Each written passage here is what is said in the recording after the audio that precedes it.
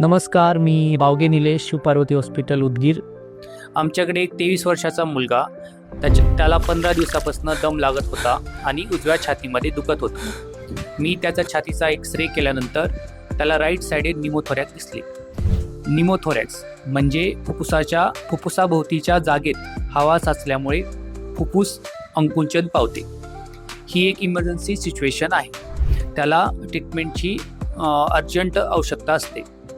अशा पेशंटमध्ये अचानक छातीमध्ये तीव्र वेदना होतात, छातीमध्ये जडपणा वाटतो किंवा श्वास घेण्यामध्ये जास्त त्रास होऊ शकतो, कोरडा खोकला किंवा थकवा जाणवतो. आम्ही या पेशंटला त्वरित चेस्ट ट्यूब म्हणजे इंटरकॉस्टल ड्रेनेज टाकून या पेशंटला आम्ही सेव्ह केला.